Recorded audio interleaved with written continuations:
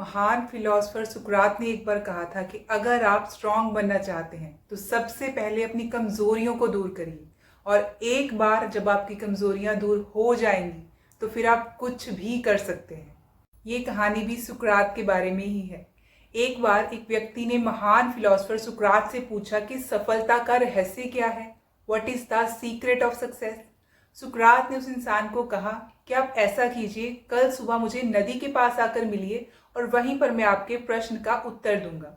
जब दूसरे दिन वो व्यक्ति वहां नदी के पास आकर उनको मिला तो सुकरात ने उसे नदी में उतरकर नदी की गहराई मापने के लिए कहा।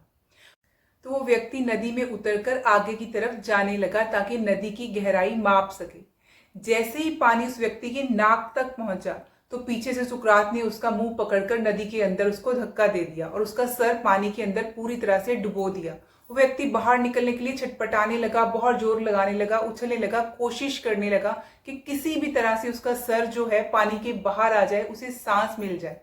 तो थोड़ी देर के बाद सुकरात ने उसका सर छोड़ दिया और जब वो पानी से बाहर आया, सबसे पहले उसने अपना मुंह पानी से बाहर निकालकर जल्दी जल्दी से सांस लेनी शुरू कर दी।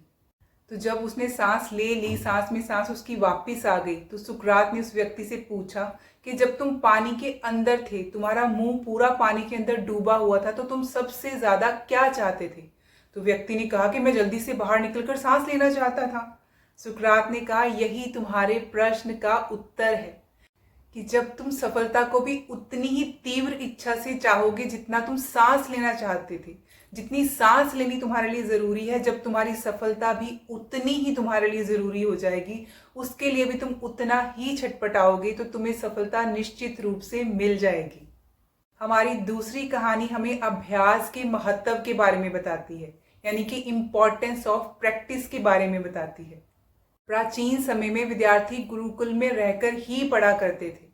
बच्चों को शिक्षा ग्रहण करने के लिए गुरुकुल में भेजा जाता था। बच्चे गुरुकुल में ही रहते थे, गुरु के आश्रम की देखभाल भी किया करते थे और अध्ययन भी किया करते थे और बहुत सारी चीजें सीखा करते थे।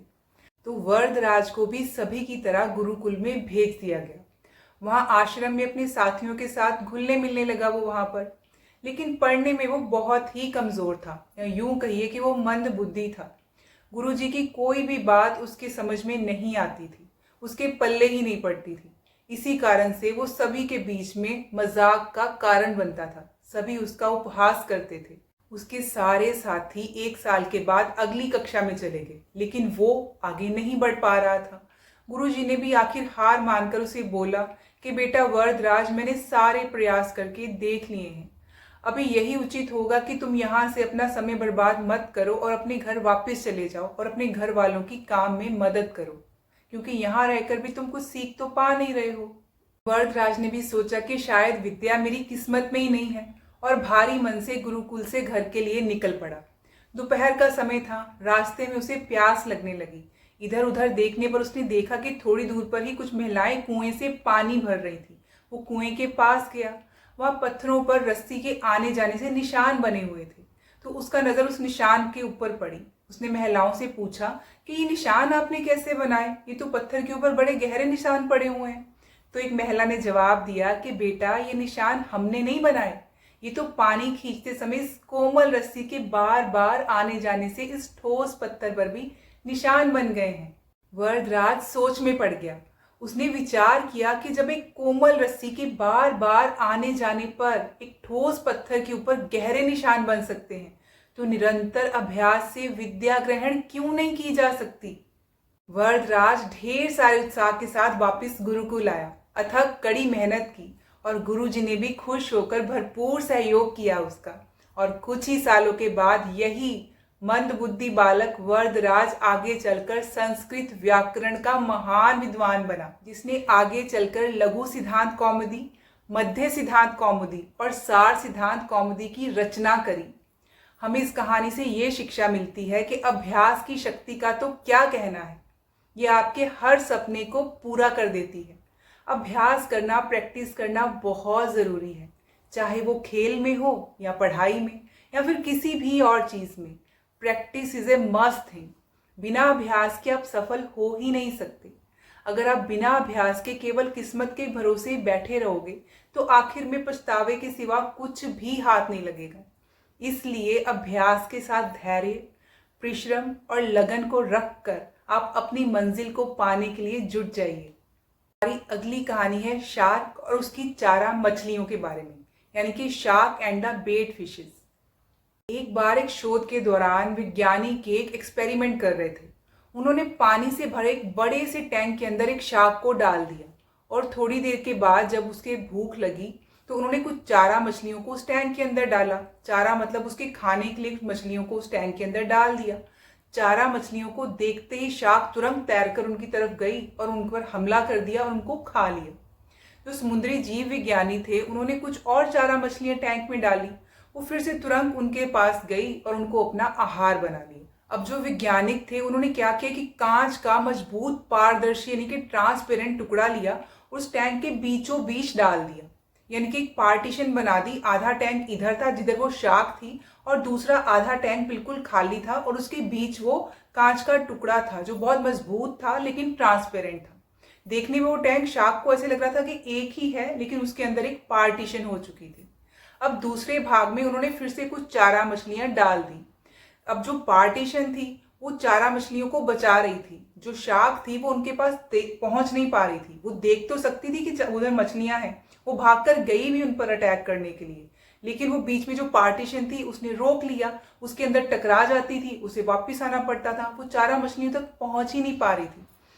फिर उन्होंने दूसरी तरफ और थोड़ी सी चारा मछलियां और डाल दी ताकि संख्या बढ़ जाए और शार्क को और लालच आए।